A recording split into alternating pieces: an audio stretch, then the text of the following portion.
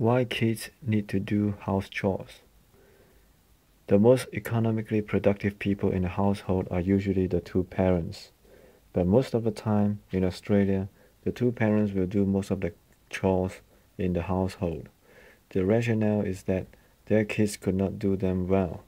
Also, the parents want the kids to have more time to focus on their studies. In Malaysia, most middle-class families would have a maid to do most of the work. Whatever work not done by the maid will be done by the parents. The rationale is also to let their kids focus more time on their studies. Understandably, students in Malaysia have more homework than their Australian counterparts. But whatever rationale that results in kids not having to do their house chores is a bad rationale.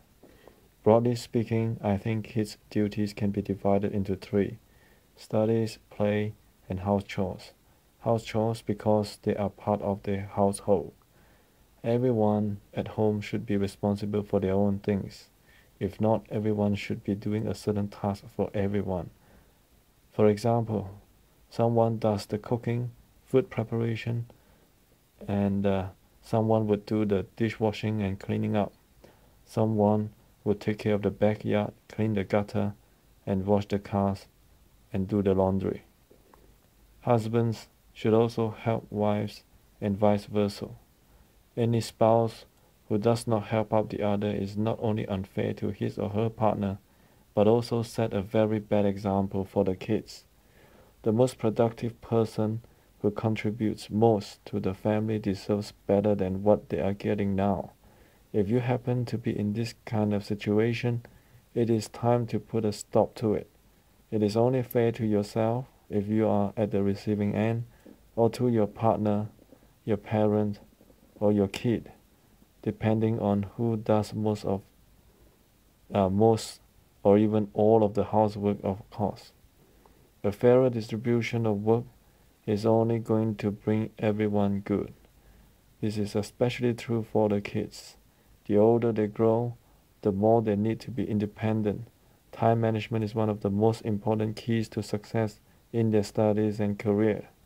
No use giving them all the time they need to study and zero time for them to practice their living and survival skills.